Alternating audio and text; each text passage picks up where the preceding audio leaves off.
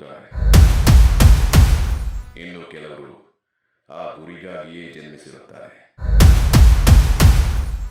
ಆ ಗುರಿ ಜನಸೇವೆಯೇ ಆಗಿದ್ದರೆ ತಪ್ಪದೆ ಅದು ಒಬ್ಬ ಜನನಾಯಕನ ಜನನವೇ ಆಗಿರುತ್ತದೆ. ನಮ್ಮ ಸ್ಕೂಲಲ್ಲಿ ಎಲೆಕ್ಷನ್ಸ್ ನಡೆಯುತ್ತೆ. 6ನೇ ಕ್ಲಾಸಲ್ಲಿ ಅವನು ಅಸಿಸ್ಟೆಂಟ್ ಹೆಡ್ ಬಾಯ್ ಎಲೆಕ್ಷನ್ ನಿಂತಿದ್ದ. Election symbol was a lion. Symbol ಆಗಿ ಸಿಂಹನ ಇಟ್ಕೊಂಡು ಗೆದ್ದವನು ತೇಜಸ್ವಿ ಸೂರ್ಯ.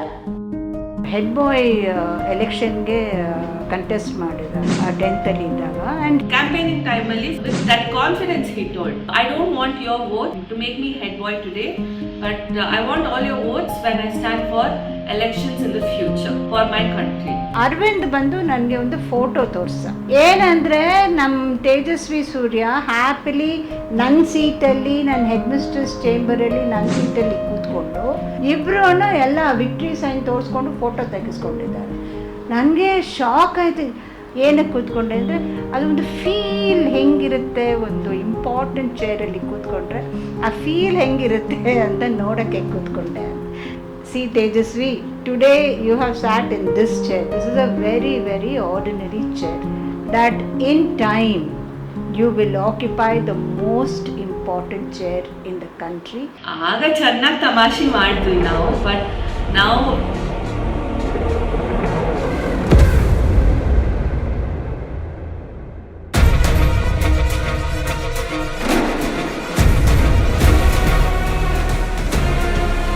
ತೇಜಸ್ವಿ ಸೂರ್ಯನ ಲೀಡರ್ ಆಗಿ ನೀವೀಗ ಏನ್ ನೋಡ್ತಾ ಇದ್ದೀರಾ, ಇದ್ರ ಮುನ್ಸೂಚನೆ ನಮ್ಗೆ ಆ ಸಣ್ಣ ವಯಸ್ಸಿನಲ್ಲೇ ಸಿಕ್ಕಿತ್ತು. ಸ್ಕೂಲಲ್ಲಿ ಇದ್ದಾಗ್ಲೇನೆ ಡ್ರಾಯಿಂಗು, ಪೇಂಟಿಂಗು ಎಲ್ಲ ಮಾಡಿ ಫ್ರೆಂಡ್ಸ್ ಮೂಲಕ, ತಂದೆ ತಾಯಿ ಮೂಲಕ ಅವ್ರ ಪಕ್ಕದಲ್ಲಿ ಇರೋ ಅಂಗಡಿಗೆಲ್ಲ ಹೋಗ್ಬಿಟ್ಟು ಮಾಡ್ಬಿಟ್ಟು ಅದನ್ನ ಆ ಬಂದಿದ್ದ ಹಣನ ಕಾರ್ಗಿಲ್ ವಾರ್ ವಿಕ್ಟಿಮ್ಸ್ಗೆ ದಾನ ಮಾಡದಂತ ಆಗಿಂದಲೇ ಆ ಒಂದು ಉನ್ನತವಾದ ಯೋಚನೆ ಇಟ್ಕೊಂಡಿದ್ದಂಥವನು ತೇಜಸ್ವಿ. ಇಂಗ್ಲಿಷು ಕನ್ನಡ ಎರಡೂ ಭಾಷೆಯಲ್ಲಿ ನಿರರ್ಗಳವಾಗಿ ಎಷ್ಟೊತ್ತು ಬೇಕಾದ್ರೂ ಮಾತಾಡ್ತಾನೆ, ಯಾವ ಟಾಪಿಕ್ ಮೇಲೆ ಬೇಕಾದ್ರೂ ಮಾತಾಡ್ತಾನೆ. ಹಿಸ್ಟ್ರಿ ಅಂದ್ರೆ ಅದರಲ್ಲೂ expert. You talk about Indian history, you talk about European history, you talk about world history, like this, everything at his fingertips. ಈ ಕಡೆ ಭಗವದ್ಗೀತೆ ಅಂದ್ರೆ ಅದರಲ್ಲೂ expert. And of course, can't forget Sanskrit. Very fluent in Sanskrit. ಏನೇ mood court problem ಇದ್ರು ಅದನ್ನ ಭಗವದ್ಗೀತೆಗೆ relate ಮಾಡ್ತಾ ಇದ್ದ. ಹೇಗಂದ್ರೆ ನಮ್ ಕೃಷ್ಣ ಅರ್ಜುನಾಗ್ ಏನ್ ಬೋಧನೆ ಮಾಡಿರೋದು ಆ ತರ ಅಂತ ಏನೇನೋ ಕೊಟೇಶನ್ಸ್ ಹೇಳ್ಬಿಟ್ಟು ಹೇಳ್ತಾ ಇದ್ದ. ಅಂಡ್ ಅಸೆಂಬ್ಲಿನಲ್ಲಿ ಯಾರಾದ್ರೂ ಒಂದು ಮಗುಗೆ ಅಲಾಟ್ ಮಾಡಿರೋದು ಅಸೆಂಬ್ಲಿ ಸ್ಪೀಚ್ ಮಾಡು ಅಂತ. ಯಾರನ್ನ ಮಗು ಆಬ್ಸೆಂಟ್ ಆಗಿದ್ರೆ ನನ್ನ ಟ್ರಂಪ್ ಕಾರ್ಡ್ ಯಾರು ಗೊತ್ತಾ? Tejasvi. Okay Tejasvi, where are you ಅಂದ್ರೆ ಓಡ್ ಬಂದ್ಬಿಟ್ಟು ನಾವು ಲೈನ್ ಇಂದ ಬಂದು ಮೈಕ್ ಹತ್ರ ನಿಂತ್ಕೊಂಡು, my god, he will start off. The entire assembly would be so much impacted. ತೇಜಸ್ವಿದ ಒರೇಟ್ರಿ ಸ್ಕಿಲ್ಸ್ ಎಲ್ಲ ನೋಡಿ we inducted a new category called the oratory skills, best in oratory skills ಅಂತ. Because what he spoke would be so much just not knowledge, it was very impacting. He had that capacity to impact people that listen. ಒಂದ್ಸಲ 9th standard ಅಲ್ಲಿ ಇದ್ದಾಗ ಅಬ್ದುಲ್ ಕಲಾಂ ಅವರು ಬಂದಿದ್ರು ಬ್ಯಾಂಗ್ಳೂರಿಗೆ. ಪ್ರತಿ ಸ್ಕೂಲಿಂದ 5 to 6 students ನ select ಮಾಡಿದ್ರು. ನಮ್ಮ ಕ್ಲಾಸಿಂದ ನನ್ನನ್ನ ತೇಜಸ್ವಿ ಸೆಲೆಕ್ಟ್ ಮಾಡಿದ್ರು. ಆದ್ರೆ ಇವ್ನಿಗೆ ಹೇಗೆ ತುಡಿತಾ ಇತ್ತು ಅಂದ್ರೆ ಅವ್ರ ಕಲಾಂಜಿನ ಮೀಟ್ ಮಾಡಕ್ಕೆ ಇಡೀ ರಾತ್ರಿ ಹಿಂದಿನ ದಿವಸ ಅವ್ನು ಕೂತ್ಕೊಂಡು he had researched about Abdul Kalam, ಅವ್ರು ಯಾವ್ದ್ರ ಮೇಲೆ ಕೆಲಸ ಮಾಡ್ತಿದ್ರು ಎಲ್ಲದನ್ನು ರಿಸರ್ಚ್ ಮಾಡ್ಕೊಂಡು ಬಂದಿದ್ದ. Abdul Kalam was dumbstruck. He was shocked.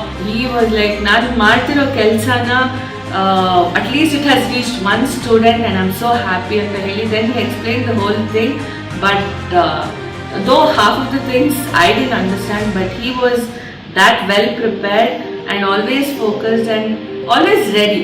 Avagle, I knew this boy is meant for the nation. ಜನರಿಗೆ ಸೇವೆ ಸಲ್ಲಿಸಬೇಕೆಂಬ ತುಡಿತ 16ನೇ ವಯಸ್ಸಿನಲ್ಲೇ ಅವರಲ್ಲಿತ್ತು.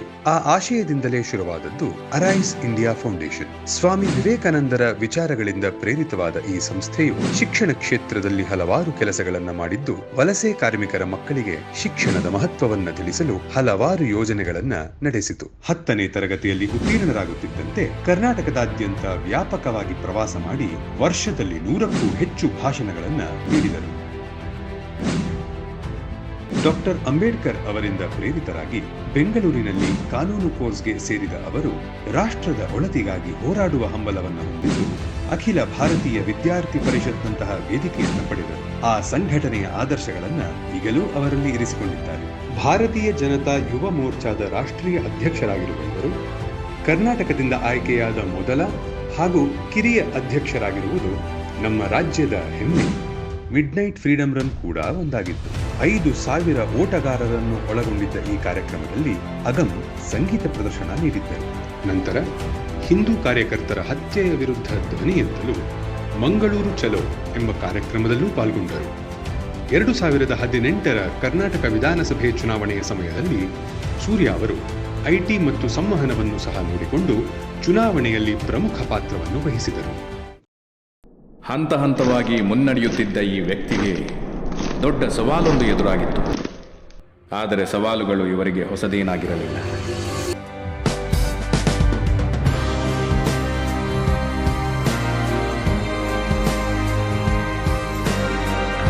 2019 ಮಾರ್ಚ್ 26ರಂದು ತೇಜಸ್ವಿ ಸೂರ್ಯ ಹೆಸರನ್ನು ಅನೌನ್ಸ್ ಮಾಡಿತು BJP. 28-year-old Tejasvi Surya from Bengaluru south constituency. ಘೋಷಣೆಯಾದ ದಿನದಿಂದ ಚುನಾವಣೆಗೆ ಇದ್ದದ್ದು ಬರೀ 20 ದಿನಗಳ ಅಂತರವಷ್ಟೇ. ಈ ಹಂತದಿಂದ ವಿಜೇತರಾಗಿ ಚುನಾಯಿತಗೊಂಡುವುದು ಸುಲಭವಿಲ್ಲ. ಆದರೆ ಇತಿಹಾಸ ಸೃಷ್ಟಿಸುವುದು ಕೂಡ ಸುಲಭವಲ್ಲ.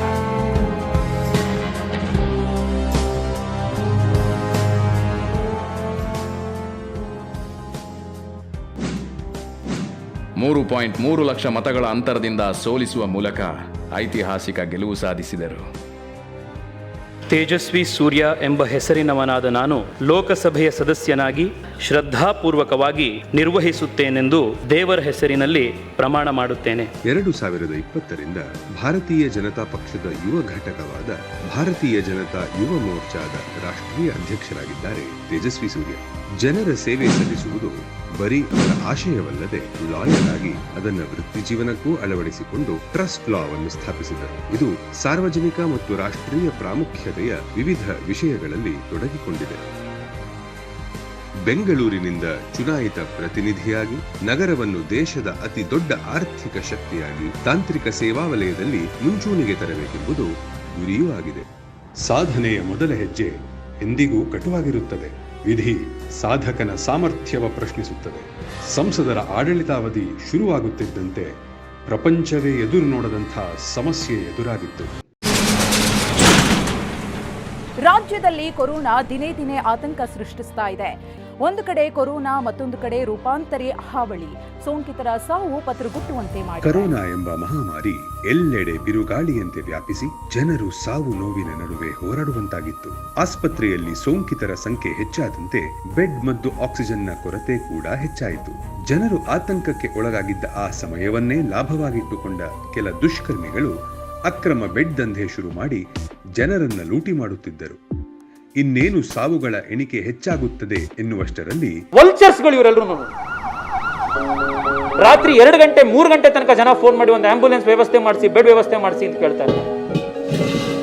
ಯಾವ ಆಸ್ಪತ್ರೆಗೆ ಫೋನ್ ಮಾಡಿ ಬೆಡ್ ಇಲ್ಲ ಅಂತ, ನೀವು ಯಾವ ಝೋನಿಗೆ ವಾರ್ ರೂಮಿಗೆ ಫೋನ್ ಮಾಡಿ ಬೆಡ್ ಇಲ್ಲ ಅಂತ, ಯಾಕೆ ಯಾವುದು ಬೆಡ್ ಅವೈಲಬಲ್ ಇರೋದಿಲ್ಲ ಅನ್ನೋದಕ್ಕೆ ನಾವು ಒಂದು 4-5 ದಿವಸದಿಂದ ಬಹಳ ಡೀಟೇಲ್ಡ್ ಆಗಿ ಸ್ಟಡಿ ಮಾಡಿ ಇವತ್ತೊಂದು ಇಡೀ ಒಂದು ಕರ್ಮಕಾಂಡ ಬಯಲಾಗಿದೆ. ಈ ಅಧಿಕಾರಿಗಳು ಯಾರ್ಯಾರು ಇದರಲ್ಲಿ ಇನ್ವಾಲ್ವ್ ಆಗಿದ್ದಾರೆ ಅವ್ರ ತಲೆ ದಂಡ ಆಗಬೇಕು. ಹೈ ಪವರ್ಡ್ ಎನ್ಕ್ವೈರಿ ಆಗಬೇಕು. ಎನ್ಕ್ವೈರಿಯ ಜೊತೆಗೆ ನಾಳೆ ಬೆಳಗ್ಗೆ ಎನ್ಕ್ವೈರಿ ಆಗೋದ್ರಿಂದ ಸತ್ತಿರೋರು ನಾಳೆ ಬರೋದಿಲ್ಲ. ಅಟ್ಲೀಸ್ಟ್ ಇನ್ ಯಾರು ಇವತ್ತಿದ್ದಾರೆ ಅವ್ರನ್ನ ಬದುಕಿಸುವಂತ ಪ್ರಯತ್ನ ಮಾಡಬಹುದು. ನಾವು 100 ಗಂಟೆಗಳ ಒಳಗೆ 4,000ಕ್ಕೂ ಅಧಿಕ ಹಾಸಿಗೆಗಳನ್ನು ಮುಕ್ತಗೊಳಿಸಿ ಕೇವಲ 30 ದಿನಗಳಲ್ಲಿ 350ಕ್ಕೂ ಅಧಿಕ ಐಸಿಯು ಬೆಡ್ಗಳನ್ನು ಕಲ್ಪಿಸಿ ಜನರಿಗೆ ಉಪಯುಕ್ತವಾಗುವಂತೆ ಮಾಡಿ ಜನರಿಗೆ ಉಸಿರಾದರು ತೇಜಸ್ವಿ ಸೂರ್ಯ. ಬೆಡ್ನ ಸಮಸ್ಯೆ ಇದನ್ನು ಬಗೆಹರಿಸುವಷ್ಟರಲ್ಲಿ ಮತ್ತೊಂದು ಸಂಕಟ ಎದುರಾಯಿತು. ದುಡ್ಡಿದೆ ನನ್ನ ಹತ್ರ ಅಂದ್ರೂ ಆಕ್ಸಿಜನ್ ಕಾನ್ಸಂಟ್ರೇಟರ್ನ ಅವೈಲಬಿಲಿಟಿ ಇಲ್ಲ ಮಾರ್ಕೆಟ್ನಲ್ಲಿ. ಇಂಥ ಟೈಮ್ನಲ್ಲಿ ನಮ್ಮ ಬೆಂಗಳೂರು ದಕ್ಷಿಣ ಲೋಕಸಭಾ ಕ್ಷೇತ್ರದ ಸಂಸದ ತೇಜಸ್ವಿ ಸೂರ್ಯ ಒಂದು ಆಕ್ಸಿ ಬ್ಯಾಂಕ್ ಅನ್ನುವ ಕಾನ್ಸೆಪ್ಟ್ ಮಾಡಿದ್ರು. ಹಾಸ್ಪಿಟಲ್ ಕರ್ಕೊಂಡು ಹೋಗೋಷ್ಟರಲ್ಲಿ ಅವಳದು ಮೌತ್ ಎಲ್ಲ ತುಂಬ ಬ್ಲೂಯಿಶ್ ಆಗಿದ್ದು. ಸೊ ಈ ಥರ ಡಾಕ್ಟರು ಇಮಿಡಿಯೇಟಾಗಿ ಅಬ್ಸರ್ವ್ ಮಾಡಿದ್ರು. ಅವ್ರಿಗೆ ಡಾಕ್ಟರ್ಗೆ ಸಡನ್ನಾಗಿ ಗೊತ್ತಾಯಿತು ಇದು ಆಕ್ಸಿಜನ್ ಲೆವೆಲ್ಸ್ ತುಂಬ ಕಡಿಮೆ ಆಗ್ತಾಯಿದೆ, ಮಗು ಸೀರಿಯಸ್ ಆಗ್ತಿದೆ ಅಂತ. Covid cases day by day ಜಾಸ್ತಿ ಆಗ್ತಿರೋದ್ರಿಂದ ಮನೇಲಿ ಕಂಟಿನ್ಯೂಸ್ ಆಗಿ ಕಾನ್ಸಂಟ್ರೇಟರ್ ಕೊಡಬೇಕು. ಅದು 3 months ಬೇಕಾದ್ರೂ ಆಗ್ಬೋದು, 6 months ಬೇಕಾದ್ರೂ ಆಗ್ಬೋದು. ಮಗು ಹೆಂಗೆ ರಿಕವರ್ ಆಗ್ತಾಳೆ ನೋಡಿಕೊಂಡು ಅಲ್ಲಿವರೆಗೂ ನೀವು ಕಾನ್ಸಂಟ್ರೇಟರ್ ಕೊಡಲೇಬೇಕು ಅಂತ ಹೇಳಿದರು. ಹೊಸ ಕಾನ್ಸಂಟ್ರೇಟರ್ ತಗೊಳ್ಳೋಷ್ಟು ಫೈನಾನ್ಷಿಯಲಿ ಸ್ಟ್ರಾಂಗೂ ಇರಲಿಲ್ಲ. ತೇಜಸ್ವಿ ಸೂರ್ಯ ಅವರು ದಾನಿಗಳು ಮತ್ತು CSR ಫಂಡ್ಸ್ನ ನೆರವಿನಿಂದ ಭಾರತದ ಅತಿ ದೊಡ್ಡ ಉಚಿತ ಆಮ್ಲಜನಕ ಕೇಂದ್ರೀಕರಣ ಬ್ಯಾಂಕ್ ಅನ್ನು ಸ್ಥಾಪಿಸಿ 1000ಕ್ಕೂ ಅಧಿಕ ಘಟಕಗಳನ್ನು ನಿರ್ಮಿಸಿ 3000ಕ್ಕೂ ಅಧಿಕ ನಾಗರಿಕರಿಗೆ ನೆರವು ನೀಡಿದ್ದಾರೆ. ಹಾಗೆ 650ಕ್ಕೂ ಅಧಿಕ ತುರ್ತು ಪರಿಸ್ಥಿತಿಗಳನ್ನು ತಡೆಯಲಾಗಿದೆ. ತೇಜಸ್ವಿ ಸೂರ್ಯ ಅವ್ರದ್ದು ಈ ವಿಡಿಯೋ ಫೇಸ್ಬುಕ್ಕಲ್ಲೇ ನೋಡಿದ್ದೆ ನಾನು. ಈ ಥರ ಒಂದು ಕಾನ್ಸಂಟ್ರೇಟರ್ಸ್ ಕೊಡ್ತಾ ಇದ್ದಾರೆ ಅಂತ. ಆ ಸಿಚುವೇಶನ್ ತುಂಬ ವರ್ಸ್ಟ್ ಆಗಿತ್ತು. ನನಗೆ ಒಂದೊಂದು ನಿಮಿಷನೂ ತುಂಬ ಇಂಪಾರ್ಟೆಂಟ್ ಆಗ್ತಿತ್ತು. ಸೊ ಅರೌಂಡ್ 9-9:30 ಏನೋ ತೇಜಸ್ವಿ ಸೂರ್ಯ ಅವ್ರ ಆಫೀಸ್ಗೆ ಫೋನ್ ಮಾಡಿದೆ. ಆ ಟೈಮಲ್ಲೂ ಅವರು ಕಾಲ್ ಪಿಕ್ ಮಾಡಿದ್ರು ಅವರು ಸ್ಟಾಫು. ನನಗೆ ಈ ಥರ ರಿಕ್ವೈರ್ಮೆಂಟ್ ಇದೆ ಅಂತ ಅವ್ರ ಹತ್ರ ಹೇಳ್ಕೊಂಡೆ. ಅವ್ರಿಗೇನೇನು ಬೇಕಿದೆ, ಮಗು ಏನು ಸಿಚುವೇಷನಲ್ಲಿದೆ ಏನು ಎಲ್ಲ ಕೇಳಿದ್ರು. ಮತ್ತು ಹಾಸ್ಪಿಟಲಿಂದ ಕೆಲವೊಂದು ರಿಪೋರ್ಟ್ಸ್ ಎಲ್ಲ ಕೇಳಿದ್ರು. ಅವರೇ ಡಾಕ್ಟರ್ ಜೊತೆ ಮಾತಾಡಿ ಏನು ಎಷ್ಟು ನೆಸೆಸಿಟಿ ಇದೆ, ಮಗುಗೆ ಎಷ್ಟು ನೆಸೆಸಿಟಿ ಇದೆ, ಎಷ್ಟು ದಿನ ಯೂಸ್ ಮಾಡಬೇಕಾಗುತ್ತೆ, ಟೆಂಪ್ರವರಿನ ಇಲ್ಲ ಲಾಂಗ್ ಟರ್ಮ್ ಹೋಗುತ್ತಾ. ಸೊ ಈ ಥರದ್ದೆಲ್ಲ ಡಿಸ್ಕಸ್ ಮಾಡಿಕೊಂಡು ಪರ್ ಆರ್ ಎಷ್ಟು ಲೀಟ್ರ್ ಆಕ್ಸಿಜನ್ ರಿಕ್ವೈರ್ಮೆಂಟ್ ಇದೆ ಎಲ್ಲನೂ ಅವರು ಅರ್ಥ ಮಾಡಿಕೊಂಡು ಇಮಿಡಿಯೇಟ್ ನನಗೆ ಕಾನ್ಸಂಟ್ರೇಟರ್ ಅರೇಂಜ್ ಮಾಡಿಕೊಟ್ರು.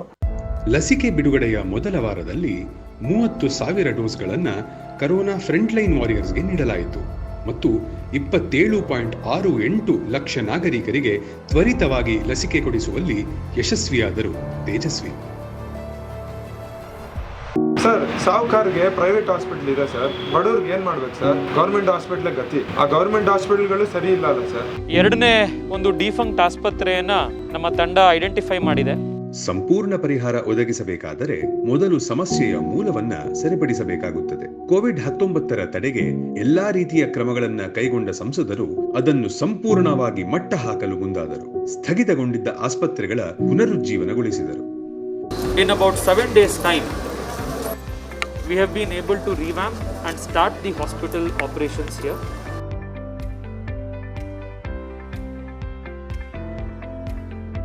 ಕೇವಲ 30 ದಿನಗಳಲ್ಲಿ 4 ಆಸ್ಪತ್ರೆಗಳು 300 ರೋಗಿಗಳಿಗೆ ಸೇವೆ ಸಲ್ಲಿಸುವ ವೈದ್ಯಕೀಯ ಮೂಲ ಸೌಕರ್ಯವನ್ನು ಕಲ್ಪಿಸಿ 350ಕ್ಕೂ ಅಧಿಕ ICU ಹಾಸಿಗೆಗಳನ್ನು ಸೇರಿಸಿದರು. ಇರೋ ಸಮಸ್ಯೆಗಳಿಗೆ ಪರಿಹಾರ ಕಣ್ಮುಂದೆನೇ ಇರುತ್ತೆ, ಆದರೆ ಅದನ್ನ ನೋಡೋ ಕಣ್ಗಳಿರ್ಬೇಕು, ಅದನ್ನ ಸರಿಪಡಿಸೋ ಛಲ ಇರಬೇಕು. ಈಗ ಆಗಿರೋ ಬದಲಾವಣೆ ಎಲ್ಲ ನೋಡಿದ್ರೆ ಈ 2 ಗುಣಗಳು ತೇಜಸ್ವಿ ಸೂರ್ಯ ಅವರಲ್ಲೇ ಇದೆ ಅನ್ನೋ ನಂಬಿಕೆ ಬಂದಿದೆ ಸರ್. ಬಡ ಜನರಿಗೆ ಆಸ್ತಿ ಎಂದರೆ ಅದು ಅವರ ಆರೋಗ್ಯ. ಆ ಆರೋಗ್ಯಕ್ಕೂ ಬೆಲೆ ತೆರಬೇಕಿತ್ತು, ಅದು ಕೂಡ ದುಬಾರಿಯಾಗಿತ್ತು. ಕಾಯಿಲೆಗಳು ಬಂತು ಅಂತ ಆಸ್ಪತ್ರೆಗಳಿಗೆ ಹೋದರೆ ಆ ಟ್ರೀಟ್ಮೆಂಟ್ ಖರ್ಚಿಗಿಂತ ಔಷಧಿ ಖರ್ಚುಗಳೇ ಜಾಸ್ತಿ ಆಗ್ತಿತ್ತು. ಕಳೆದ 5 ವರ್ಷಗಳಲ್ಲಿ ಕೇವಲ 14 ಜನೌಷಧಿ ಕೇಂದ್ರಗಳಿದ್ದದ್ದನ್ನ 120ಕ್ಕೆ ಹೆಚ್ಚಿಸಿದ್ದಾರೆ. 70% 90% ಕಡಿಮೆ ದರದಲ್ಲಿ ಗುಣಮಟ್ಟದ ಜೆನೆರಿಕ್ ಔಷಧಿಯನ್ನ ನೀಡಲಾಗುತ್ತಿದೆ. ನಾನು ಮೊದಲು ಅನ್ಕೊಂಡಿದ್ದೆ ಸರ್ಕಾರದವರು ಬರೀ ಆಶ್ವಾಸನೆ ಕೊಡ್ತಾರೆ ಅಂತ, ಆದರೆ ಇವರು ಅಲ್ಲಲ್ಲಿ ಜನೌಷಧಿ ಕೇಂದ್ರಗಳನ್ನು ಮಾಡಿದ್ದಾರೆ. ನಾನು ಅಂಥ ಕಡೆನೇ ಹೋಗಿ ಕಡಿಮೆ ಬೆಲೆಗೆ ಔಷಧಿ ತಗೊಳ್ತಾ ಇದ್ದೀನಿ. ಇದರಿಂದ ನನಗೆ ಬಹಳ ಅನುಕೂಲ ಆಗ್ತದೆ. ಬೆಂಗಳೂರು ದಕ್ಷಿಣ ಅತಿ ಹೆಚ್ಚು ಕೇಂದ್ರಗಳನ್ನು ಹೊಂದಿದೆ ಎಂದರೆ ಅದಕ್ಕೆ ಕಾರಣ ತೇಜಸ್ವಿ ಸೂರ್ಯ. ತೇಜಸ್ವಿ ಸೂರ್ಯ ಅವರು ಅಲ್ಲಲ್ಲಿ ಜನೌಷಧಿ ಕೇಂದ್ರಗಳನ್ನು ಮಾಡಿ ಕಡಿಮೆ ಬೆಲೆಗೆ ಔಷಧಿ ಸಿಗುವಂತೆ ಮಾಡಿ ನಮಗೆ ಬಹಳ ಉಪಕಾರ ಮಾಡಿದೆ. ಇದರಿಂದಾಗಿ ಮಾಸಿಕ 1000ಕ್ಕೂ ಅಧಿಕ ಬಡ ರೋಗಿಗಳು 5,000ದಷ್ಟು ಔಷಧಿಗಳನ್ನು ಪಡೆದುಕೊಳ್ಳುವಂತಾಗಿದೆ. ಒಂದು ಸಣ್ಣ ಜ್ವರ ಬಂದರೆ ಹಾಸ್ಪಿಟ್ಲಿಗೆ ಹೋಗೋಕ್ಕೆ ಭಯ ಪಡ್ತೀವಿ. ಅಂಥದ್ರಲ್ಲಿ ಸಡನ್ ಆಗಿ ನಮ್ಮ ತಂದೆಗೆ ಹುಷಾರಿಲ್ದಂಗೆ ಆಯಿತು. ಡಾಕ್ಟ್ರು ಆಪರೇಷನ್ ಮಾಡಲೇಬೇಕು ಅಂತ ಹೇಳಿದರು. ತಿಂಗಳ ಸಂಬಳ ನಂಬ್ಕೊಂಡು ಬದುಕ್ತಾ ಇದ್ದಿದ್ದು ನಾವು ಸಡನ್ ಆಗಿ ದುಡ್ಡು ಹೊಂಚಕ್ಕೆ ತುಂಬ ಕಷ್ಟಪಟ್ವಿ. ನಾವು ಎಲ್ಲಾಗುತ್ತೋ ಅಲ್ಲಿ ಸ್ನೇಹಿತರಿಗೆ ಸಂಬಂಧಿಕರಿಗೆ ಕೇಳಿ ಹೇಗೋ ಹಣ ಹಂಚಿದ್ವಿ. ಆದರೆ ಅದು ಆಪರೇಷನ್ಗೆ ಸಾಕಾಗಲಿಲ್ಲ. ಕೊನೆಗೆ ಏನು ಮಾಡಬೇಕು ಅಂತ ದಾರಿನೇ ಕಾಣದೆ ತಲೆ ಕೆಡಿಸ್ಕೊಂಡು ನಿಂತ್ಕೊಂಡ್ಬಿಟ್ವಿ. ಬಡ ಜನರ ಆರೋಗ್ಯ ರಕ್ಷಣೆಗಾಗಿ ಮತ್ತು ಅವರ ಆರ್ಥಿಕ ಹೊರೆ ಕಮ್ಮಿ ಮಾಡುವುದಕ್ಕಾಗಿ ಕಾರ್ಡಿನ ಆಪರೇಷನ್ ಮಾಡಿಸಿ ನಮ್ಮ ತಂದೆ ಜೀವ ಉಳಿದಿದೆ. PM ಮೋದಿಯವರ ಆಯುಷ್ಮಾನ್ ಭಾರತ್ ಕಾರ್ಡ್ ಅನ್ನು ಸಂಸದರು ತಮ್ಮ ಕ್ಷೇತ್ರದಲ್ಲಿ ಹೆಚ್ಚಿನ ಪ್ರಮಾಣದಲ್ಲಿ ನೋಂದಣಿ ಶಿಬಿರಗಳನ್ನು ಆಯೋಜಿಸಿ 2 ಲಕ್ಷಕ್ಕೂ ಅಧಿಕ ಬೆಂಗಳೂರು ನಿವಾಸಿಗಳು ಆಯುಷ್ಮಾನ್ ಕಾರ್ಡ್ ಅನ್ನು ಪಡೆದುಕೊಂಡು ಒಟ್ಟಾರೆ 1.5 ಲಕ್ಷ ಉಚಿತ ಚಿಕಿತ್ಸೆಗಳನ್ನು ಜನರು ಪಡೆದುಕೊಂಡಿದ್ದಾರೆ. ಇದರ ಮಿತಿ 5 ಲಕ್ಷ ರೂಪಾಯಿಗಳು. ನಮ್ಮ ತಾಯಿಗೆ ತುಂಬ ಹುಷಾರಿರಲಿಲ್ಲ. ಹಾಸ್ಪಿಟ್ಲಿಗೆ ಕರ್ಕೊಂಬಂದ್ರೆ ಕಿಡ್ನಿ ಫೇಲ್ಯೂರ್ ಆಗಿದೆ ಅಂತ ಗೊತ್ತಾಯ್ತು. ಲೈಫ್ ಲಾಂಗ್ ಡಯಾಲಿಸಿಸ್ ಮಾಡಿಸ್ಲೇಬೇಕು, ಅದರ್ವೈಸ್ ಎಲ್ಲಿ ನಮ್ಮ ತಾಯಿನೇ ಕಳ್ಕೊಂಡ್ಬಿಡ್ತೀವಿ ಅಂತ ಭಯ ಆಗೋಗಿತ್ತು. ಅದೇನಂತಂದ್ರೆ ಡಯಾಲಿಸಿಸ್ ಒಂದ್ಸಲ ಬಂದ್ರೆ ಅದು ಲೈಫ್ ಲಾಂಗ್ ಮಾಡಿಸ್ತಾನೆ ಇರಬೇಕು. ವಾರದಲ್ಲಿ ಮಿನಿಮಮ್ 3 ಡಯಾಲಿಸಿಸ್ ಮಾಡಿಸ್ಬೇಕು. ಒಂದ್ಸರಿಗೆ 2 ರಿಂದ 2.5 ಸಾವಿರ 3 ಸಾವಿರ ಖರ್ಚಾಗುತ್ತೆ ಅಂತ ಹೇಳಿದ್ರು. ಇವಾಗ ಔಷಧಿ ಅಂದ್ರೆ ಮೆಡಿಕಲ್ ಸ್ಟೋರ್ ಅಲ್ಲಿ ಎಲ್ಲಾ ಕಡೆ ಸಿಗುತ್ತೆ. ಒಂದ್ ರೋಡಲ್ಲಿ ಏನಿಲ್ಲ ಅಂದ್ರೆ ಒಂದ್ 10 ಮೆಡಿಕಲ್ ಸ್ಟೋರ್ ಇರುತ್ತೆ. ಮೆಡಿಸಿನ್ ಅಂದ್ರೆ ಹೋಗ್ಬಿಟ್ಟು ತಗೊಂಡ್ಬೋದು. ಇದನ್ನು ಪರಿಹರಿಸಲು ಸೂರ್ಯ ತನ್ನ MP ಲ್ಯಾಡ್ ಹಣವನ್ನು ಬಳಸಿ ಬಿಲ್ಲಿಂಗ್ ಕೌಂಟರ್ ಇಲ್ಲದೆ ದೇಶದ ಮೊದಲ ಡಯಾಲಿಸಿಸ್ ಕೇಂದ್ರವನ್ನು ಸ್ಥಾಪಿಸಿದರು. ಇದು ಪ್ರಸ್ತುತ ಬೆಂಗಳೂರು ದಕ್ಷಿಣದ ಬಡವರಿಗೆ ಗುಣಮಟ್ಟದ ಚಿಕಿತ್ಸೆಯನ್ನು ನೀಡುವ ಮೂಲಕ ಪ್ರತಿ ತಿಂಗಳು 500ಕ್ಕೂ ಹೆಚ್ಚು ಉಚಿತ ಡಯಾಲಿಸಿಸ್ ಸೆಷನ್ ಅನ್ನು ನೀಡಲಾಗುತ್ತಿದೆ. ಇದರ ಜೊತೆಗೆ ನಮೋ ಆರೋಗ್ಯ ನಿಧಿಯನ್ನು ಕೂಡ ಆರಂಭಿಸಿ ಅಧಿಕ ರಕ್ತದೊತ್ತಡ ಮತ್ತು ಮಧುಮೇಹದಂತಹ ಸಮಸ್ಯೆ ಇರುವ ಹಿರಿಯ ನಾಗರಿಕರಿಗೆ ಉಚಿತ ಔಷಧಿಗಳನ್ನು ಒದಗಿಸಿದರು. ಮಾಸಿಕ 1000ಕ್ಕೂ ಹೆಚ್ಚು ರೋಗಿಗಳು ಇದರಿಂದ ಪ್ರಯೋಜನವನ್ನು ಪಡೆಯುತ್ತಿದ್ದಾರೆ. 18 ತಿಂಗಳ ಅವಧಿಯಲ್ಲಿ 1.2 ಕೋಟಿ ರೂಪಾಯಿ ಮೌಲ್ಯದ ಔಷಧಿಗಳನ್ನು ವಿತರಿಸಲಾಗಿದೆ. ಯಾವುದೇ ಕಡೆಗಣಿಸಿದ ಕಠಿಣ ಸಮಸ್ಯೆಗಳಿದ್ದರೂ ಅವನ್ನು ಕೈಗೆ ತೆಗೆದುಕೊಳ್ಳುವುದು ಹಾಗೂ ಮಧ್ಯಮ ವರ್ಗದ ಹಿತಾಸಕ್ತಿಗಳನ್ನು ಪ್ರತಿನಿಧಿಸುವುದು ಸಂಸದರ ಕಾರ್ಯವೈಖರಿಯಾಗಿದೆ.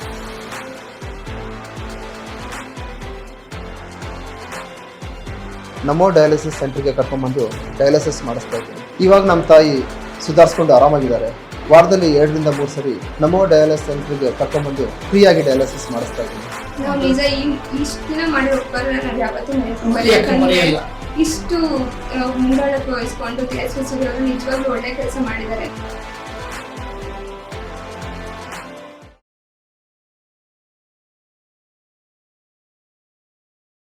ಸ್ವಂತ ಮನೆ ಎಂಬುದು ಪ್ರತಿಯೊಬ್ಬ ಮಧ್ಯಮ ವರ್ಗ ಕುಟುಂಬದವರ ಕನಸು. ಇದೇ ಕನಸನ್ನ ಹೊತ್ತು ಕನಕಪುರ ರಸ್ತೆಯ ಮಂತ್ರಿ ಸೆರಾನಿಟಿ ಅಪಾರ್ಟ್ಮೆಂಟ್ನ ಮೇಲೆ ತಮ್ಮ ಶ್ರಮದ ಹಣವನ್ನ ಹೂಡಿದರು. ನನ್ನ ಹೆಸರು ಹರ್ಷ ಬೇಗಂ ಅಂತ. ನಾವೊಂದು ಮಿಡಲ್ ಕ್ಲಾಸ್ ಫ್ಯಾಮಿಲಿ. ನಮಗೆ ಮನೆ ತಗೋಬೇಕು ಅನ್ನೋದೇ ಒಂದು ದೊಡ್ಡ ಕನಸು. ಸ್ವಂತ ಮನೆ ಅಂದ್ರೆ ಒಂದು security. So the main purpose of my life is to give security to my kids. ಹಂಗಾಗಿ ನಾವು 4 ಕಡೆ ವಿಚಾರಿಸಿದ್ವಿ ಯಾವುದು ಬೆಸ್ಟ್ ಅಂತ. ನಮಗೆ ಮಂತ್ರಿ ಸೆರೆನಿಟಿ ಒಂದು ಒಳ್ಳೆ ಬ್ರ್ಯಾಂಡ್ ಅನ್ನೋದು ಗೊತ್ತಾಯ್ತು. ಫರ್ದರ್ ಎನ್ಕ್ವೈರಿ ಮಾಡಲಿಲ್ಲ, ಸ್ಟ್ರೇಟ್ ಅವೇ ಇನ್ವೆಸ್ಟ್ ಮಾಡಿದೆ. ಆಮೇಲೆ ನಮ್ದು ಸೇವಿಂಗ್ಸ್ ಇತ್ತು, PF ತೆಗೆದ್ಬಿಟ್ಟು ಲೋನ್ ಅಪ್ಲೈ ಮಾಡಿ ಮತ್ತೆ ಸಣ್ಣ ಪುಟ್ಟ ಕೈ ಸಾಲಗಳನ್ನೆಲ್ಲ ಮಾಡ್ಕೊಂಡು ಡೆಪಾಸಿಟ್ಸ್ ನಲ್ಲೆಲ್ಲ ತೆಗೆದು ಇದಕ್ಕೆ ಹಾಕಿ ಒಂದು ಇನ್ವೆಸ್ಟ್ಮೆಂಟ್ ಮಂತ್ರಿಯಲ್ಲಿ ನಾವು ಮಾಡಿದ್ವಿ. ವಿತಿನ್ 1 ಇಯರ್ ನನಗೆ ಡೆಲಿವರಿ ಕೊಡ್ತೀವಿ ಫ್ಲಾಟ್ ಅಂತ ಹೇಳಿದ್ರು. ಆ 1 ಇಯರ್ 2 ವರ್ಷ ಆಯ್ತು, 3 ವರ್ಷ ಆಯ್ತು, ನನಗೇನು ಅಪ್ಡೇಟೇ ಇಲ್ಲ. ಮತ್ತೆ 7 ವರ್ಷ ಆಯ್ತು ನಾವು ಸೇಲಿಂಗ್ ಟೈಮ್ ಅಲ್ಲಿ ಇದ್ದವ್ರು ಯಾರು ನಮ್ ಕಾಂಟ್ಯಾಕ್ಟ್ ಸಿಗ್ಲಿಲ್ಲ. ಯಾವಾಗ ಹೋದು ಸರ್ ಇವಾಗ ಕೊಡ್ತೀವಿ ಆವಾಗ ಕೊಡ್ತೀವಿ ಏನೋ ಒಂದು ಎಕ್ಸ್ಕ್ಯೂಸ್ ಕೊಡ್ತಾನೆ ಇದ್ದೀರ. ಮತ್ತೆ ಇವಾಗ ಈ ಕಡೆ ದುಡ್ಡು ಹೋಯ್ತು, ಮನೆ ಕೂಡ ಸಿಗ್ಲಿಲ್ಲ.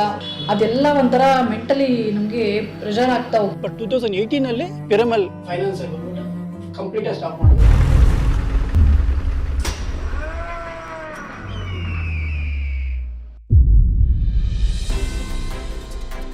Several prospective Mantri buyers who had, paid some sort of an advance have been raising multiple issues, multiple complaints about how their projects have gone undelivered. Project is not handed over to people, but the question is where the money is gone. Problem ಯಾವ ರೀತಿ solve ಮಾಡ್ಕೋಬೇಕು ಅನ್ನೋದೇ ನಮಗೆ ಗೊತ್ತಾಗ್ತಾ ಇರಲಿಲ್ಲ. ಇಲ್ಲಿ police complaint ಮಾಡ್ಬೇಕಾ, case file ಮಾಡಿಸ್ಬೇಕಾ, we were directionless. ನಮಗೆ ಎಲ್ಲೂ ಸೊಲ್ಯೂಷನ್ ಸಿಗ್ತಾ ಇರಲಿಲ್ಲ. We took many steps and nothing worked. ಒಂದಿನ ನಮಗೊಂದು ನ್ಯೂಸ್ ಬಂತು, ಒಂದು ಅಸೋಸಿಯೇಷನ್ ಫಾರ್ಮ್ ಆಗ್ತಾ ಇದೆ ಅಂತ. ಈ ಅಸೋಸಿಯೇಷನ್ ತೇಜಸ್ವಿ ಸೂರ್ಯಗೆ ಅಪ್ರೋಚ್ ಮಾಡಿಗೆ ಒಂದು ಯೋಚನೆ ಮಾಡ್ತಾ ಇದ್ದಾರೆ. He was our last hope.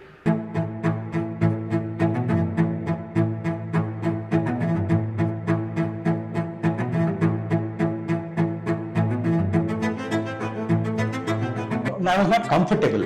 ನಮ್ಗೇನ್ ಭಯ ಇತ್ತು ಅಂದ್ರೆ ಪೊಲಿಟಿಷಿಯನ್ಸ್ ಎಲ್ಲ ಬಿಲ್ಡರ್ ಜೊತೆಗೇನೆ ಕೆಲಸ ಮಾಡ್ತಾರೆ. ಜಸ್ಟ್ ಇನ್ ಕೇಸ್ ಟ್ರ್ಯಾಕ್ ಮಾಡಿದ್ರು they might take their builder side. ಇಲ್ಲ ಅಲ್ಲಿಂದ ದುಡ್ಡು ಬಂದ್ರು ನಮಗ್ ಬಂದು ತಲುಪುತ್ತಾ ಇಲ್ವೋ ಅನ್ನೋದು ಭಯ ಇತ್ತು. But I didn't have an option. I was left with no choice. ನಾನು ತೇಜಸ್ವಿ ಸೂರ್ಯಗೆ ಮೀಟ್ ಮಾಡಕ್ಕೆ ಹೋದೆ.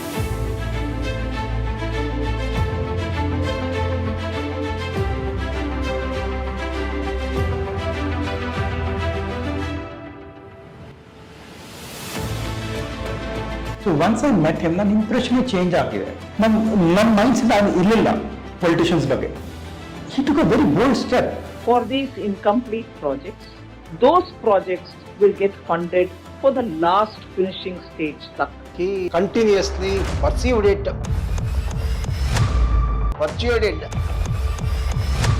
and then saw to it it was sanctioned. ಸ್ವಾಮಿ ಸ್ಕೀಮ್ ಅನ್ನು ರಾಜ್ಯಕ್ಕೆ ತಂದ ಸಂಸದ ತೇಜಸ್ವಿ ಸೂರ್ಯ. ಸೊ ಈ ಸ್ಕೀಮ್ ನಿಂದ he was able to get 900 crores. 8 ವರ್ಷದಿಂದ ಇನ್ವೆಸ್ಟರ್ಸ್ ಕಾಯ್ತಾ ಇತ್ತು ಒಂದು ಮನೆಗೋಸ್ಕರ, but he was able to complete the project in 2 years. ಇಡೀ ಮಿಡಲ್ ಕ್ಲಾಸ್ ಫ್ಯಾಮಿಲಿಗಳು ಇಡೀ ಲೈಫ್ ಸೇವಿಂಗ್ಸ್ ಯಾವುದನ್ನು ಮನೆ ತಗೋಬೇಕು ಅಂತ ಹಾಕಿದ್ರು ಅಂತ ಮನೆಗಳನ್ನು ಉಳಿಸ್ಕೊತಿರುವಂತ ಕೆಲಸ ನಡೆದಿದೆ. ಇವರು ಬಿಲ್ ಆಗಿದ್ದಾರೆ, ನಮಗೆ 2100 ಜನರಿಗೆ flat ಸಿಗ್ತಿರ್ಲಿಲ್ಲ.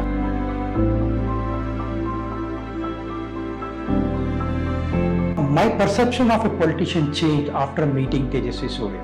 Honest politician who can step into the shoes of a common man. Without his help, I would say that we would still be on the road. ನಾವು ಮನೆ ತಗೊಳ್ಳೋ ಕನಸು ಎಲ್ಲಿ ಕನಸಾಗೆ ಉಳ್ಬಿಡುತ್ತೆ ಅಂತ ಅನ್ಕೊಂತಿದ್ವಿ. ಇವತ್ತು ಆ ಕನಸು ನನಸಾಗಿದೆ. ಅದೇ ಮನೇಲಿ ನಾವೆಲ್ಲರೂ ಖುಷಿಯಾಗಿದ್ದೀವಿ ಅಂತಂದ್ರೆ ಅದಕ್ಕೆಲ್ಲ ಕಾರಣ Tejasvi Surya. All of us have got a lakhs together deposits here. 4,500 deposits are there, above 60, above 70, above 80. How we are going to survive? ಸಾಮಾನ್ಯ ಜನರು ತಾವು ಜೀವನವಿಡೀ ದುಡಿದ ಹಣವನ್ನ ತಮ್ಮ ಭವಿಷ್ಯದ ಸುರಕ್ಷೆಗಾಗಿ ವಿಶ್ವಾಸವಿಟ್ಟು ಬ್ಯಾಂಕ್ಗಳಲ್ಲಿ ಜಮಾ ಮಾಡುತ್ತಿದ್ದರು. ಆದರೆ ಗುರು ರಾಘವೇಂದ್ರ ಬ್ಯಾಂಕ್ ಅವರ ನಂಬಿಕೆಯನ್ನ ಹುಸಿ ಮಾಡಿತು. ನಮ್ಮ ತಂದೆ ರಿಟೈರ್ಮೆಂಟ್ ಹಣನ ತಗೊಂಡ್ಬಂದು ಜಾಸ್ತಿ ಇಂಟ್ರೆಸ್ಟ್ ಬರುತ್ತೆ ಅಂತ ರಾಘವೇಂದ್ರ ಬ್ಯಾಂಕ್ಗೆ ಇನ್ವೆಸ್ಟ್ಮೆಂಟ್ ಮಾಡಿದ್ರು. ಸಡನ್ ಆಗಿ 10th ಜನವರಿ 2020ಗೆ ಇನ್ವೆಸ್ಟ್ ಮಾಡಿದಂತಹ ದುಡ್ಡಿನೊಂದಿಗೆ ಬ್ಯಾಂಕ್ನ ಮಾಲೀಕರು ಹಾಗೆ ಗುರು ಸಾರ್ವಭೌಮ ಸೊಸೈಟಿಯ ಮಾಲೀಕರು ಪರಾರಿಯಾಗಿರುವಂತಹ ಕಾರಣದಿಂದಾಗಿ ಸಾಕಷ್ಟು ಸಂಕಷ್ಟವನ್ನ ಅನುಭವಿಸುತ್ತಿದ್ದಾರೆ. Case has now been handed over to the Central Bureau of Investigation.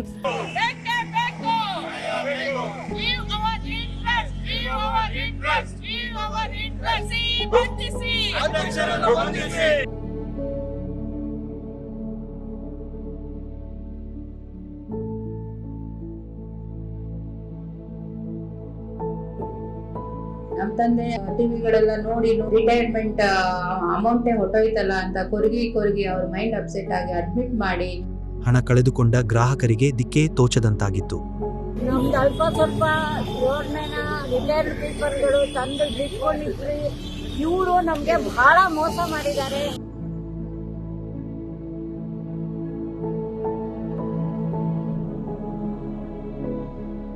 Police complaint ಕೊಡೋದ, lawyer ಇಟ್ಟಿ ಕೇಸ್ ನಡ್ಸೋಣ ಅಂತ ಎಲ್ಲಾರು ಹೇಳಿದ್ರು. ಬಟ್ ನಮ್ಮ ಹತ್ರ ದುಡ್ಡು ಇರ್ಲಿಲ್ಲ. ನಮ್ಮ ತಂದೆ ತಾಯಿ ನೋಡ್ಕೊಳ್ಳೋದೇ ಒಂದ್ ಆಗೋಗಿತ್ತು. ನಾವೆಲ್ಲ ಠೇವಣಿ ಹಾಕಿದವ್ರೆಲ್ಲರೂ ಸೇರ್ಕೊಂಡು ಏನ್ ಮಾಡ್ಬೇಕು ಏನು ಅಂತ ನಮ್ಗೆ ಗೊತ್ತಾಗ್ಲಿಲ್ಲ. ಕೊನೆಗೆ ತೇಜಸ್ವಿ ಸೂರ್ಯ ಆಫೀಸ್ಗೆ ಹೋಗಿ ನಿಂತ್ಕೊಂಡಿದ್ವಿ.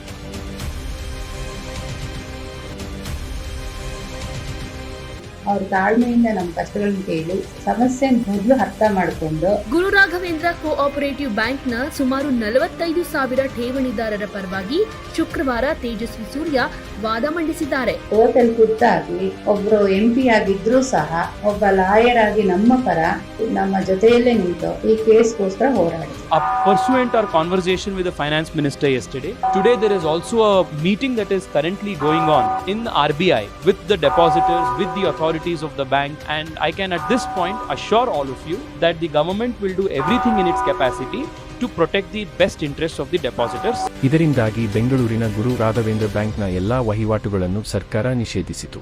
ಎಲ್ಲ ಸಹಕಾರಿ ಬ್ಯಾಂಕ್ಗಳನ್ನು RBI ವ್ಯಾಪ್ತಿಗೆ ಒಳಪಡಿಸಲು ಕೇಂದ್ರ ಸರ್ಕಾರ ಮಸೂದೆ ಜಾರಿಗೆ ತಂದಿತು. ಹಾಗೂ ಠೇವಣಿ ವಿಮೆ ಮೊತ್ತವನ್ನು 1 ಲಕ್ಷದಿಂದ 5 ಲಕ್ಷಕ್ಕೆ ಏರಿಸಿ ಬ್ಯಾಂಕ್ ದಿವಾಳಿ ಆದ 90 ದಿನಗಳಲ್ಲಿ ಪಾವತಿಸಲು ನೂತನ ಕಾಯ್ದೆ ಜಾರಿಗೆ ತಂತು. ಇದರಿಂದ ಒಟ್ಟು 41,000 ಠೇವಣಿದಾರರಲ್ಲಿ 32,000 ಜನರಿಗೆ ಠೇವಣಿ ಮೊತ್ತ ಸಂಪೂರ್ಣವಾಗಿ ವಾಪಸ್ ಸಿಗುವಂತಾಯಿತು. ಸಂಸದರು ಕೊಟ್ಟ ಮಾತಿನಂತೆ ನಡೆದು ಜನ ಭರವಸೆಗೆ ಪಾತ್ರರಾದರು. ಅವರೊಬ್ಬ MP ಅನ್ನೋದಕ್ಕಿಂತ ನನ್ನ ಜೊತೆ ಒಬ್ಬ ತಮ್ಮ ಹುಟ್ಟಿದ್ರೆ ನನ್ನ ಕಷ್ಟಕ್ಕೆ ಹೇಗೆ ನಿಂತ್ಕೋತಿದ್ನೋ ಆ ತರ ಬಂದು ನಿಂತ್ಕೋತೀವಿ. ಸರ್ಕಾರ ಕೆಲಸ ಮಾಡಬೇಕಾಗಿರೋದು ಶ್ರೀಮಂತರಿಗಲ್ಲ, ಸರ್ಕಾರ ಕೆಲಸ ಮಾಡಬೇಕಾಗಿರೋದು ಎಲ್ಲ ಉಳ್ಳವನಿಗಲ್ಲ. ಸರ್ಕಾರ ಕೆಲಸ ಮಾಡಬೇಕಾಗಿರುವಂಥದ್ದು ಯಾವುದೋ ನನ್ನ ಜೊತೆಗಿಲ್ಲ ಅನ್ನುವಂಥ ಕಡು ಬಡವ ಯಾರಿದ್ದಾನೆ, ನನ್ನ ಜೊತೆಗೆ ಏನೂ ಇಲ್ಲ ನಾನು ಅಶಕ್ತ ಅನ್ನುವಂಥ ಒಬ್ಬ ವ್ಯಕ್ತಿ ಯಾರಿದ್ದಾನೆ, ಸರ್ಕಾರ ಅವನಿಗೆ ಕೆಲಸ ಮಾಡಬೇಕಾಗಿರುವಂಥದ್ದು.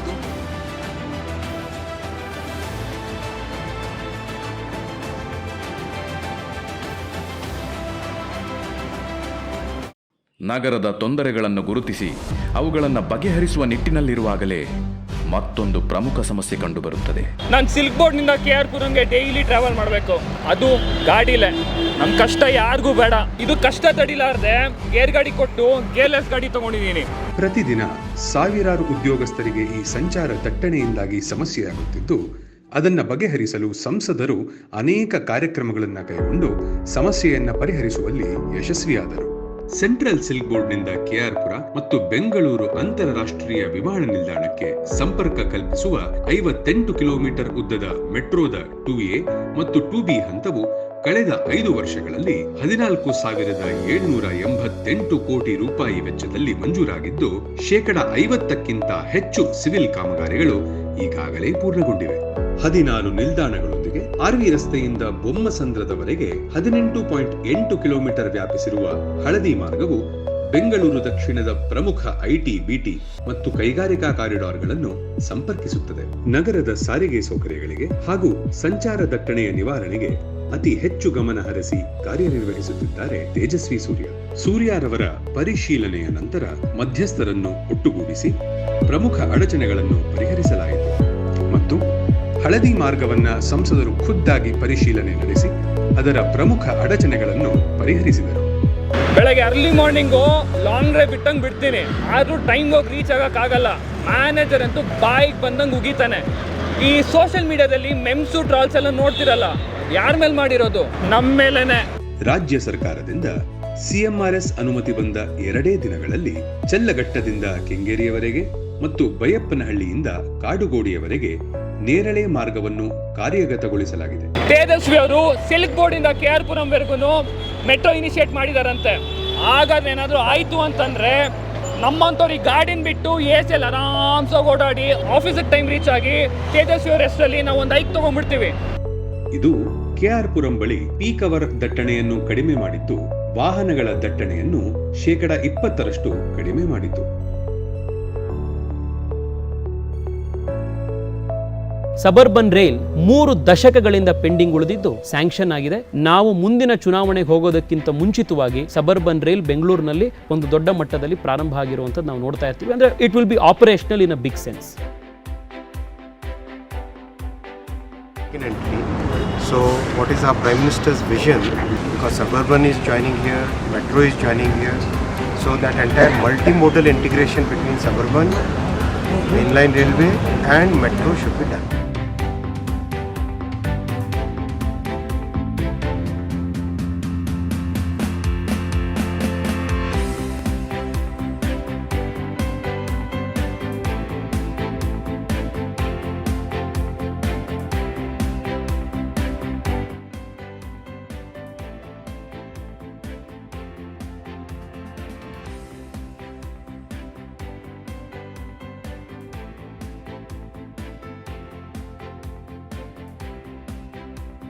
ಬೆಂಗಳೂರಿನ ಉಪನಗರಗಳಲ್ಲಿ ಪ್ರತಿದಿನ ನಿರೀಕ್ಷಿತ 10 ಲಕ್ಷಕ್ಕೂ ಹೆಚ್ಚು ಪ್ರಯಾಣಿಕರಿಗೆ ಸೇವೆ ಸಲ್ಲಿಸುವ ಈ ಕ್ಷಿಪ್ರ ಸಾರಿಗೆಯ ವ್ಯವಸ್ಥೆಯನ್ನು ಪ್ರಾರಂಭಿಸಲು ಸಂಸದರು, ಕ್ಯಾಬಿನೆಟ್ ಮಂತ್ರಿಗಳು, ರೈಲ್ವೆ ಅಧಿಕಾರಿಗಳು ಮತ್ತು ನೀತಿ ಆಯೋಗ ಸೇರಿದಂತೆ ಹಲವಾರು ಮಧ್ಯಸ್ಥಗಾರರ ಜೊತೆ ಸಭೆ ನಡೆಸಿದರು. 40 ವರ್ಷಗಳಲ್ಲಿ ಆಗದೇ ಇದ್ದದ್ದನ್ನು ಪ್ರಧಾನಿ ಮೋದಿ ಮಂಜೂರು ಮಾಡಿ ದಶಕಗಳ ಬೇಡಿಕೆಯನ್ನು ಈಡೇರಿಸಿದ್ದಾರೆ. IT ಹಬ್ ಎಂದೇ ಕರೆಯಲ್ಪಡುವ ಬೆಂಗಳೂರು ಟ್ರಾಫಿಕ್ ಹಬ್ ಎಂದು ಕೂಡ ಟೀಕೆಗೆ ಒಳಗಾಗಿದೆ.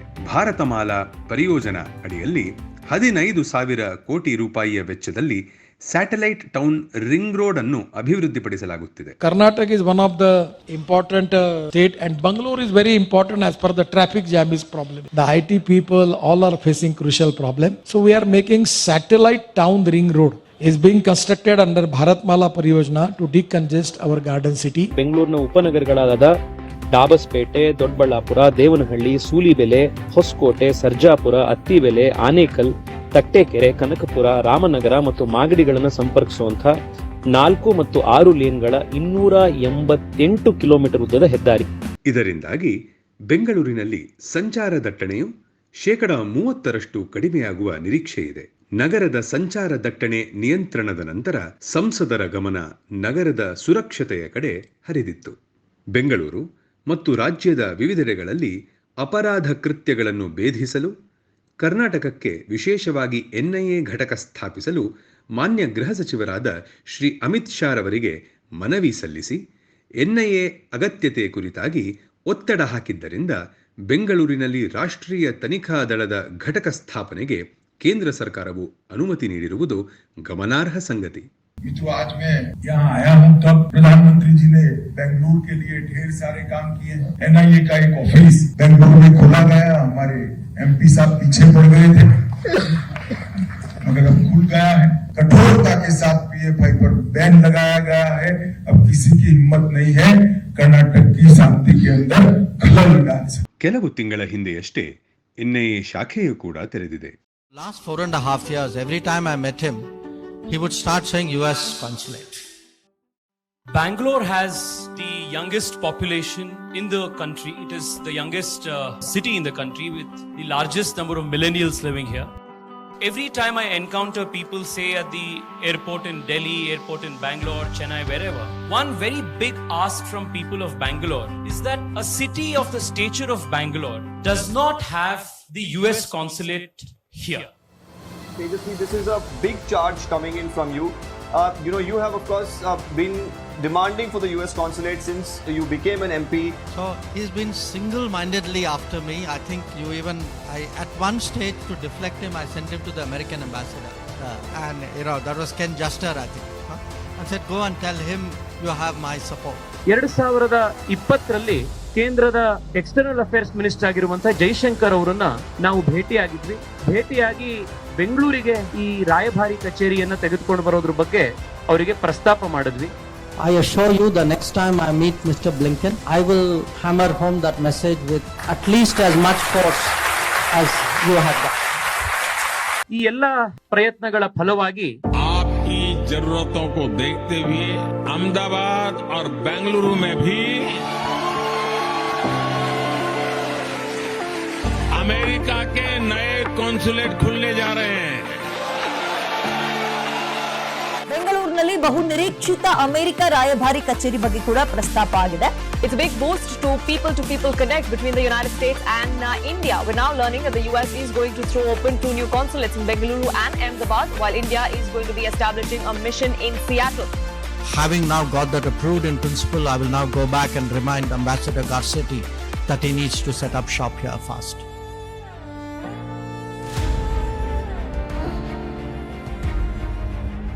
ಸಣ್ಣ ಬದಲಾವಣೆ ಮಹತ್ತರ ಪರಿಣಾಮ ನೀಡುತ್ತದೆ ಅನ್ನುವುದಕ್ಕೆ ಸಂಸದರು ಶಿಕ್ಷಣದಲ್ಲಿ ತಂದ ಬದಲಾವಣೆ ಮಹತ್ತರವಾದ ಸಾಕ್ಷಿ. ಬೆಂಗಳೂರು ದಕ್ಷಿಣದಲ್ಲಿ ಪ್ರತಿ ವರ್ಷ ಸುಮಾರು 15,000 ವಿದ್ಯಾರ್ಥಿಗಳು 10ನೇ ತರಗತಿ ಪರೀಕ್ಷೆಯಲ್ಲಿ ಅನುತ್ತೀರ್ಣರಾಗುತ್ತಿರುವ ಕಾರಣದಿಂದ ಬೆಂಗಳೂರು ದಕ್ಷಿಣವು ಶೋಚನೀಯ 32ನೇ ಸ್ಥಾನದಲ್ಲಿತ್ತು. ತೇಜಸ್ವಿ ಸೂರ್ಯರವರು ಸಂಸದರಾದ ಕೂಡಲೇ 10ನೇ ತರಗತಿಯ ವಿದ್ಯಾರ್ಥಿಗಳ ಜೀವನವನ್ನು ಪರಿವರ್ತಿಸುವ ಆಶಯದೊಂದಿಗೆ ಅವ್ರಿಗೆ ಓದಕ್ಕಾಗ್ದೇನೋ ಫೇಲ್ ಆಗಿರ್ತಾರೆ. ಈಗ ಅಂಥ ಮಕ್ಕಳಿಗೆ ಯಾರು ಗಮನ ಹರಿಸ್ತಾರೆ? ಬೆಂಗಳೂರು ದಕ್ಷಿಣ ಶಿಕ್ಷಣ ಮತ್ತು ಸಾಮಾಜಿಕ ಪರಿವರ್ತನೆ ಯೋಜನೆಯನ್ನ ಆರಂಭಿಸಿದರು. ಇದಕ್ಕಾಗಿ ಅವರು ಕೈಗೊಂಡ ಕಾರ್ಯಗಳು ಓದಿನಲ್ಲಿ ಹಿಂದುಳಿದ ಶಾಲೆಗಳು ಮತ್ತು ವಿದ್ಯಾರ್ಥಿಗಳ ಗುರುತಿಸುವಿಕೆ ಮತ್ತು ವಿಶ್ಲೇಷಣೆ, ಕಳಪೆ ಪ್ರದರ್ಶನ ನೀಡುವವರಿಗೆ ವಿಶೇಷ ಗಮನ, ವಿದ್ಯಾರ್ಥಿ ವೇತನದ ಮೂಲಕ ಉನ್ನತ ಶಿಕ್ಷಣವನ್ನು ಪ್ರೋತ್ಸಾಹಿಸುವುದು, ಉತ್ತಮ ಕಾರ್ಯಕ್ಷಮತೆಗಾಗಿ ಪ್ರೋತ್ಸಾಹ, ಹಿಂದುಳಿದ ವಿದ್ಯಾರ್ಥಿಗಳಿಗೆ ತಜ್ಞರ ಮಾರ್ಗದರ್ಶನ, ಶಿಕ್ಷಕರ ತರಬೇತಿ ಕಾರ್ಯಾಗಾರ. ವಿದ್ಯಾರ್ಥಿಗಳು ಪರೀಕ್ಷೆಗಳನ್ನು ಆತ್ಮವಿಶ್ವಾಸದಿಂದ ಎದುರಿಸಲು ಅವರಿಗೆ ಸಹಕಾರಿಯಾಗಲೆಂದು ಸೂರ್ಯ ಅತ್ಯಂತ ಪ್ರಮುಖವಾದ ಮತ್ತು ಸುಲಭವಾಗಿ ಗ್ರಹಿಸಬಹುದಾದ ಕಲಿಕಾ ಸಾಮಗ್ರಿಯನ್ನು ಒದಗಿಸಿದ್ದಾರೆ. SLCಗೆ ಗೈಡ್ ಬುಕ್ಸ್ಗಳನ್ನ ಕೊಡ್ತಾ ಇದ್ರು. ಹಾಗೆ ಅವರ ನಮೋ ವಿದ್ಯಾ ಕೇಂದ್ರ ಅಂತೇಳಿ ಟ್ಯೂಷನ್ನ ಸ್ಟಾರ್ಟ್ ಮಾಡಿದ್ರು. ಅಲ್ಲಿ ಅವನಿಗೆ ಕಳಿಸ್ತಾ ಇದ್ದೆ. ಅಲ್ಲಿ ಟೀಚರ್ಸ್ಗಳಿಗೆ ಇಂಥ ಮಕ್ಕಳಿಗೆ ಅಂದರೆ ಓದೋದಕ್ಕೆ ತುಂಬ ಕಷ್ಟ ಆಗ್ತಿತ್ತಲ್ಲ, ಅಂಥ ಮಕ್ಕಳಿಗೆ ಹೇಗೆ ಹೇಳ್ಕೊಟ್ರೆ ಅವರು ಪಾಸ್ ಆಗ್ತಾರೆ ಅನ್ನೋದನ್ನು ಅವ್ರಿಗೆ ಗೊತ್ತಿತ್ತು. 50,000ಕ್ಕೂ ಹೆಚ್ಚು SSLC ವಿದ್ಯಾರ್ಥಿಗಳಿಗೆ ಉಚಿತ ಮಾರ್ಗದರ್ಶಿ ಪುಸ್ತಕಗಳನ್ನು ತರಿಸಲಾಗಿದೆ. ನನ್ನ ಮಗ SLCಲಿ ಪಾಸ್ ಆದ, ಅದೇ ಥರ ಎಲ್ಲ ಮಕ್ಕಳುಗಳು ಪಾಸ್ ಆದರು. ಇದನ್ನು ಹೇಳ್ಕೊಳ್ಳೋದಕ್ಕೆ ನನಗೆ ಹೆಮ್ಮೆ ಆಗ್ತಾ ಇದೆ. ನಮೋ ವಿದ್ಯಾನಿಧಿ ಆರಂಭಿಸಿ ಆರ್ಥಿಕವಾಗಿ ಹಿಂದುಳಿದ ವರ್ಗಗಳ 10,000 ಪ್ರತಿಭಾವಂತ ವಿದ್ಯಾರ್ಥಿಗಳಿಗೆ ತಲಾ 10,000 ರೂಪಾಯಿಗಳ ಮೌಲ್ಯದ ವಿದ್ಯಾರ್ಥಿ ವೇತನವನ್ನು ನೀಡುವ ಗುರಿಯನ್ನು ಹೊಂದಿದ್ದು, ಈಗಾಗಲೇ ಇದರಿಂದ 2,000 ವಿದ್ಯಾರ್ಥಿ ಫಲಾನುಭವಿಗಳಾಗಿದ್ದು 1.2 ಕೋಟಿ ಮೌಲ್ಯದ ವಿದ್ಯಾರ್ಥಿ ವೇತನ ವಿತರಿಸಲಾಗಿದೆ. 125 ಏಕ ಪೋಷಕ ಫಲಾನುಭವಿಗಳು ಮತ್ತು 777 ವಿದ್ಯಾರ್ಥಿನಿಯರು ಫಲಾನುಭವಿಗಳಾಗಿದ್ದಾರೆ.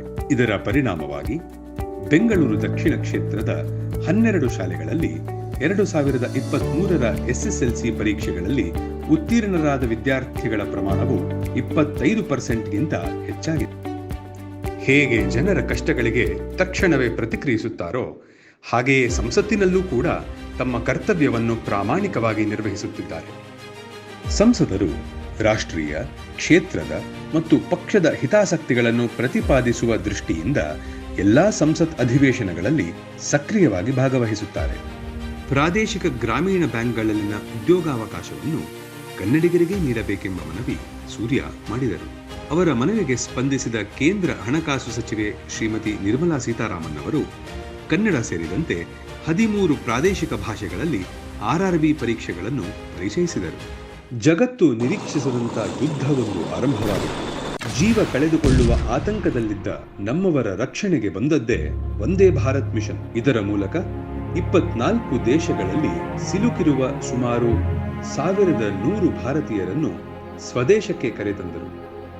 ಸಂಸದರ ವಿಶೇಷ ಪ್ರಯತ್ನದಿಂದ ಅದು ಸಾಧ್ಯವಾಯಿತು ಹಾಗೂ ರಷ್ಯಾ ಯುಕ್ರೇನ್ ಯುದ್ಧದ ಮಧ್ಯೆ ಸಿಲುಕಿದ್ದ 696 ಕನ್ನಡಿಗರನ್ನು ವಿದೇಶಾಂಗ ವ್ಯವಹಾರಗಳ ಸಚಿವರೊಂದಿಗೆ ಸಮನ್ವಯ ನಡೆಸಿ ಯುಕ್ರೇನ್ನಿಂದ ಸುರಕ್ಷಿತವಾಗಿ ಸ್ವದೇಶಕ್ಕೆ ತರಲಾಯಿತು. I am 100% I can assure he will give the country a good governance, a clean governance. ಇದೆಲ್ಲದರ ಜೊತೆಗೆ ಸಂಸತ್ತಿನಲ್ಲೂ ಕೂಡ ಸಂಸದರು ಅತ್ಯುತ್ತಮ ಸಂಸದೀಯ ಪಟು ಎಂಬ ಹೆಗ್ಗಳಿಕೆ ಗಳಿಸಿಕೊಂಡಿದ್ದಾರೆ. ಸಂಸತ್ತಿನಲ್ಲಿ ಇವರ ತೀಕ್ಷ್ಣತೆ ಮತ್ತು ಪ್ರಬುದ್ಧತೆಯನ್ನ ಗುರುತಿಸಿದ ಲೋಕಮತ್ ಗ್ರೂಪ್ ಇವರಿಗೆ ಅತ್ಯುತ್ತಮ ಚೊಚ್ಚಲ ಸಂಸದೀಯ ಎಂಬ ಪ್ರಶಸ್ತಿ ನೀಡಿದೆ. ಕಳೆದ 5 ವರ್ಷಗಳಲ್ಲಿ ಕರ್ನಾಟಕದಲ್ಲಿಯೇ ಅತಿ ಹೆಚ್ಚು ಚರ್ಚೆಗಳಲ್ಲಿ ಭಾಗವಹಿಸಿದ್ದಾರೆ. ಅದರಲ್ಲಿ ಪ್ರಮುಖ ಚರ್ಚೆಗಳೆಂದರೆ digital personal data protection act. ಒಂದೇ ಒಂದ್ಸತಿ ಆ ಟರ್ಮ್ಸ್ ಅಂಡ್ ಕಂಡೀಷನ್ಸ್ ಯಾರು ಯಾಕೆಂದ್ರೆ ಅದಷ್ಟು ಫೈನ್ ಪ್ರಿಂಟ್ ಅಲ್ಲಿ ಇರುತ್ತೆ, ಅದಷ್ಟು ಉದ್ದ ಇರುತ್ತೆ. ಎಲ್ಲರೂ ಸ್ಕ್ರೋಲ್ ಡೌನ್ ಮಾಡಿ ಅಕ್ಸೆಪ್ಟ್ ಆಲ್ ಅಂತ ಹೊಡೆದು ಮುಂದಕ್ಕೆ ಹೋಗ್ತಾ ಇರ್ತೀವಿ. Deposit insurance credit guarantee corporation act. Bank case in my own constituency of Bangalore is a case in point. This is a result of proper lack of regulatory oversight by cooperative banks by the RBI. Banking exams in regional languages. ನಂದು ಇಷ್ಟೇ ಮನವಿ ಇರುವಂಥದ್ದು, ಕರ್ನಾಟಕದ ಯುವಕರಿಗೆ rural ಬ್ಯಾಂಕ್ಸ್ಗಳಲ್ಲಿ ಉದ್ಯೋಗ ಸಿಗಬೇಕು. ಅವರಿಗೆ ಅನ್ಯಾಯ ಆಗದಲೇ ಇರುವಂತಹ ರೀತಿ ಮತ್ತೆ 2014ರಿಂದ ಮುಂಚೆ ಏನು ನೋಟಿಫಿಕೇಶನ್ ಇತ್ತು, ಕನ್ನಡ ಯುವಕರಿಗೆ ಅವಕಾಶ ಆಗೋ ರೀತಿ ನಾವು ನೋಡಬೇಕು. Extending the National Register of Citizens to Karnataka. Of the national security and internal security threat that my state Karnataka and specifically my city Bangalore is facing.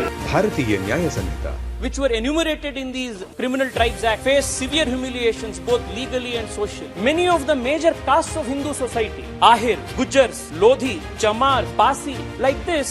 ಹೀಗೆ ರಾಷ್ಟ್ರೀಯ ಪ್ರಾಮುಖ್ಯತೆಗಳನ್ನು ಮತ್ತು ರಾಷ್ಟ್ರವಾದಿ ಚಿಂತನೆಗಳನ್ನು ಸಂಸತ್ತಿನಲ್ಲಿ ಸಕ್ರಿಯವಾಗಿ ಮಂಡಿಸಿದ್ದಾರೆ ಹಾಗೂ ಸಂಸದೀಯ ಕ್ಷೇತ್ರಾಭಿವೃದ್ಧಿ ನಿಧಿಯಿಂದ ಅತಿ ಹೆಚ್ಚು ಬಳಕೆ ಮಾಡುವ ಮೂಲಕ ಕ್ಷೇತ್ರದ ಅಭಿವೃದ್ಧಿ ಹೆಚ್ಚಿದೆ. ಬೆಂಗಳೂರಿನ ಖಾಸಗಿ ಸಂಸ್ಥೆಯೊಂದು ನಡೆಸಿದ ಅಧ್ಯಯನದಲ್ಲಿ ತೇಜಸ್ವಿ ಸೂರ್ಯ ಅವರು ಅತ್ಯುತ್ತಮ ಪ್ರದರ್ಶಕ, ಬೆಸ್ಟ್ ಪರ್ಫಾರ್ಮರ್ ಎಂಬ ಹೆಗ್ಗಳಿಕೆಗೆ ಪಾತ್ರರಾಗಿದ್ದಾರೆ. ಊರಿನ ಏಳಿಗೆಗೆ ಕೆಲಸ ಮಾಡೋ ನಾಯಕ, ಜನಗಳ ಪ್ರತಿನಿಧಿ ನಮ್ಮಲ್ಲೊಬ್ಬ ಇವ. ಎಲ್ಲ ಧರ್ಮಗಳ ಸ್ನೇಹಿತ, ಶಾರದೆ ತಾಯಿಯ ನೆನೆಸುತ್ತ ತರುವನು quality education, make in India proud. ಮನೆ ಮಗ ನಮ್ಮ ಮನೆ ಮಗ, ನೀನು ಗೆಲ್ಬೇಕು. ನುಗ್ಗಿ ನುಗ್ಗಿ ಮುಂದೆ ನುಗ್ಗಿ ಭಾರತ ಮಾತೆಗೆ ದುಡಿಬೇಕು. ಸನಾತನಕ್ಕೆ ಸಂಹಿತ ನಮ್ಮ ಮೋದಿಯ ಸೈನಿಕ, ಯಾ ದೃಷ್ಟಿ ತಾಗದು ನಿನಗೆ ನಿಂಗಿನ ಕೇಸರಿಯ ಕವಚ.